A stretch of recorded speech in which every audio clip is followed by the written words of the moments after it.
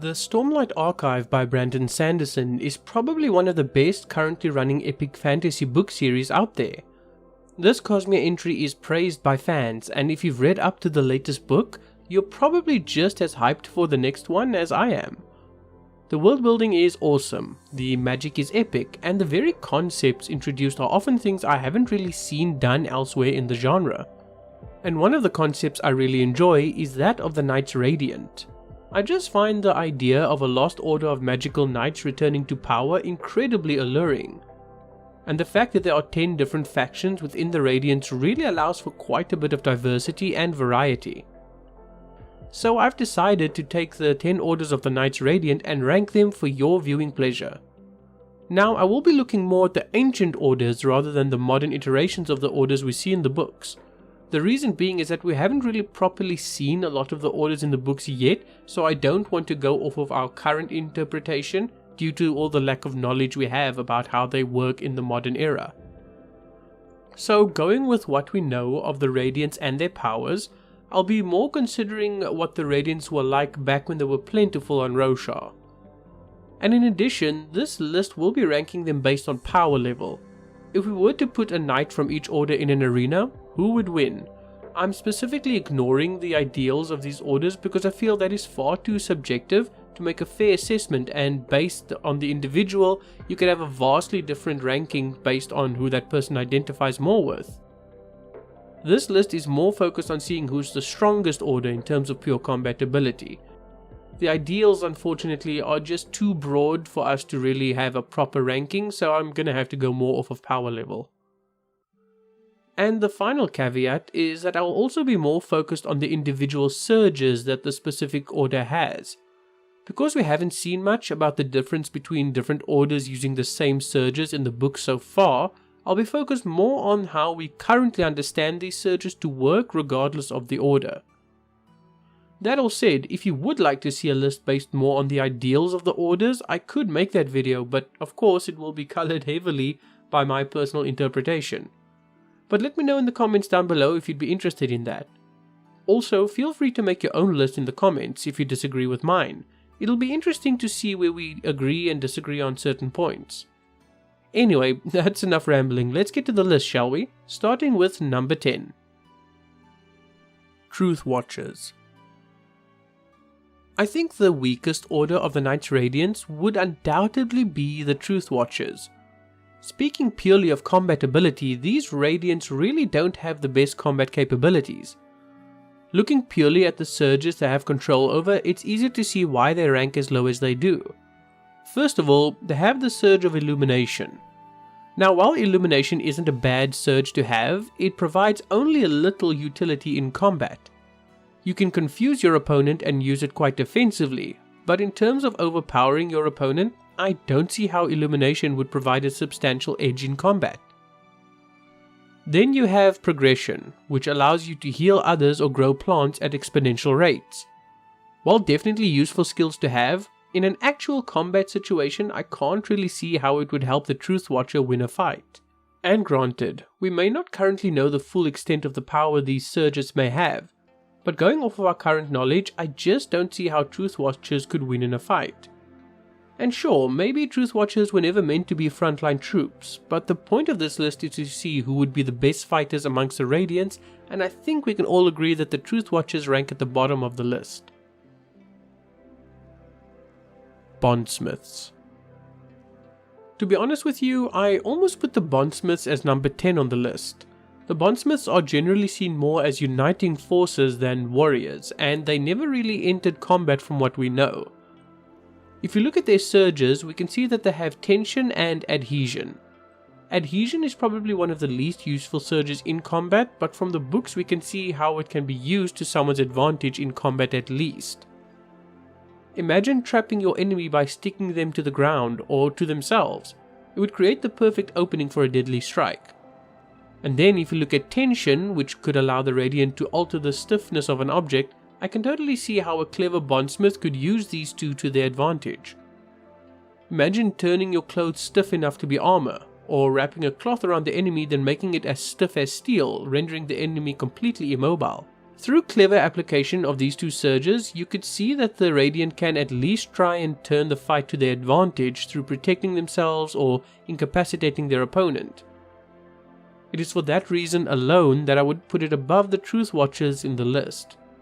And while we saw some crazy things a Bondsmith can do at the end of Rhythm of War, I wouldn't classify those as normal Bondsmith abilities and thus wouldn't consider it when making the list.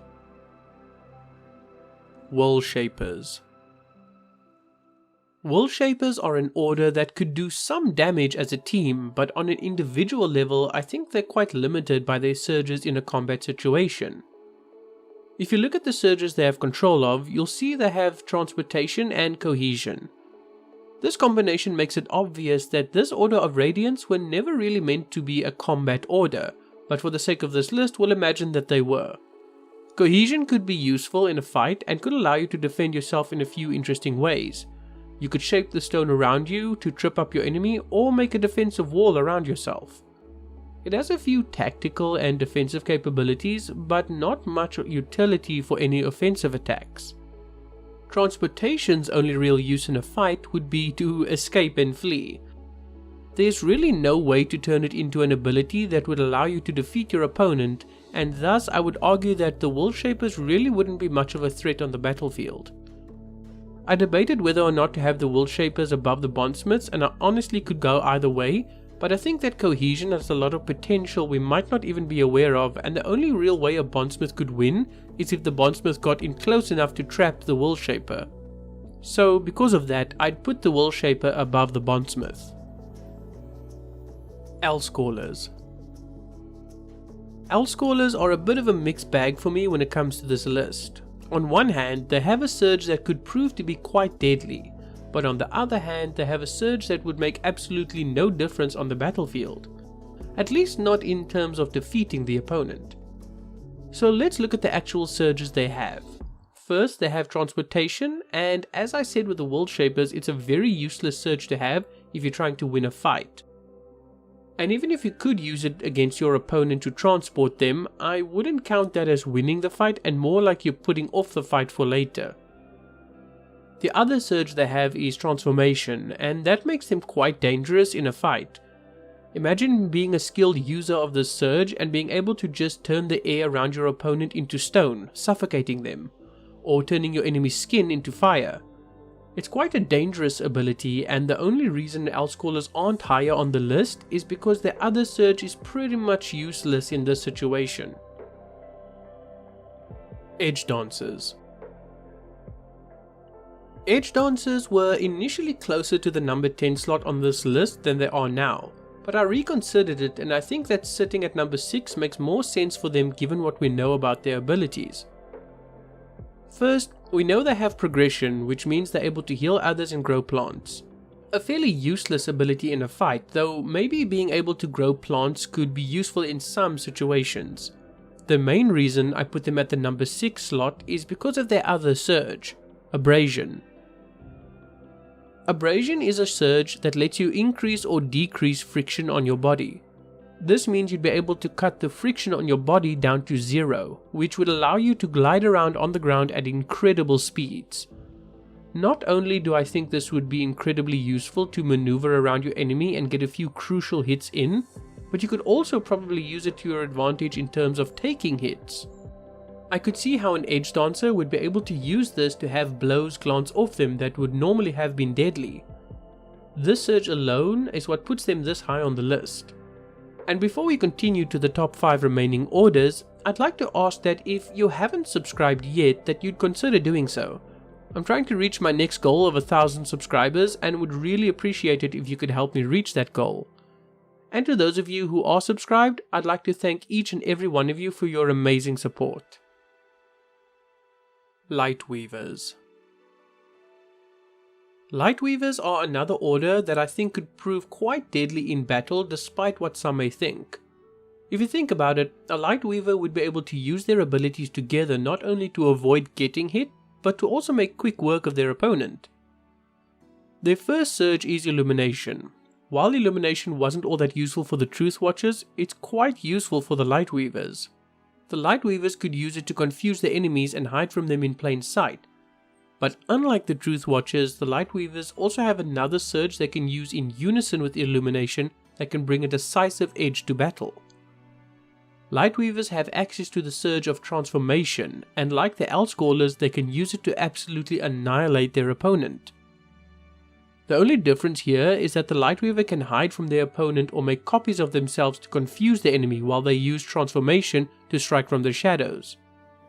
Combining these two surges in a clever way can make a huge difference in combat and certainly turn the tides of a fight. Stonewards. Stonewards could easily have been in the 5th slot instead of the Lightweavers, but I believe there's a reason that the Stonewards were the ground troops of the Ancient Radiance. By combining their surges, I could see how the Stonewards managed to be such formidable fighters. Stonewards have access to the surges of cohesion and tension. As we've discussed before, cohesion would allow the Stoneward to manipulate the stone around themselves and their opponent to their advantage. They could also use tension to control the stiffness of any material, which of course would allow them to turn even clothing into a weapon or shield. Now imagine being able to shape stone around your enemy and then make it as stiff and unyielding as steel. I could definitely see them using their two abilities in unison to great effect in a fight. And before we hit the top 3, I'd like to ask you to put your list in the comments below, since I'd really like to see where we differ or agree on certain things. Also, thank you so much if you hit the subscribe button like I asked earlier, it means the world to me. Windrunners. Windrunners are probably some of the most capable fighters in the Knights Radiant, and their abilities would allow them to become some of the most formidable enemies on the field of battle. Their surges are gravitation and adhesion. Gravitation itself is a massive benefit in a fight. The power of being able to fly can never be underestimated in how much of an advantage it would give the Knight. You'd also be out of reach from most enemies and would be able to attack from angles that most enemies couldn't really defend properly against. And while adhesion on its own doesn't make a huge difference, combining it with gravitation to make the 3 different lashings allows you to do some crazy things on the battlefield. The easiest thing would be to just lash your enemy to the ground multiple times, making gravity multiple times stronger for them. Imagine crushing an opponent under their own amplified weight without even needing to touch them. Or taking something we've seen happen, stick an opponent to a wall, then lash their head to the ground enough times that the head rips off their shoulders. Pretty brutal if you ask me. Dustbringers. There is a very understandable reason that many people are wary and not very fond of the Dustbringers. Their abilities allow them to cause absolute destruction on the battlefield and allow them to win fights in the most brutal of ways. Their surges are abrasion and division, and this is one of the scariest combination of surges around. Division allows the surge binder to decay, burn, or turn to dust anything that they touch. It even works on human flesh. It works by breaking down the bonds between molecules and atoms, which means they can rip you apart to an atomic level. Then consider that they can probably glide around like the Edgedancers with their use of abrasion. So not only would they be incredibly hard to catch or hit thanks to the agility that abrasion gives them, they could also just turn you to dust at a mere touch. Yeah, I have to say that Dustbringers are Radiants I'd much rather have on my side than against me. Skybreakers. Skybreakers are definitely my pick for the number 1 spot on this list. I don't think you'd be able to find a fighter as deadly or as effective as the Skybreakers. Their surges are gravitation and division, and if you've been paying attention, you can already see how dangerous this is. Imagine being able to fly around with the maneuverability of a Windrunner. Granted, they can't use lashings, but like I said, just the ability to move in 3 dimensions would already put you at a massive advantage over the enemy you're fighting. Then consider that along with that ability to outmaneuver your opponent, you can also literally turn them to dust like the Dustbringers can. The Dustbringers have their deadly destructive ability with excellent maneuvering skills on land. Skybreakers have their deadly destructive ability with excellent maneuvering skills in the air. If I were to pick the 2 most powerful orders, I would definitely pick the Skybreakers and Dustbringers. And between the 2, I'd say that the Skybreakers definitely outrank the Dustbringers. But As I always say, this has all just been my opinion. Do you agree with my list, or do you think I'm a bit of an idiot? Let me know in the comments below. And if you'd like to post your own list below, I'd love to see what you came up with. Anyway, that's been it for now, guys. My name has been Raven, thank you very much for watching, and I will see you next time. Take care, everybody.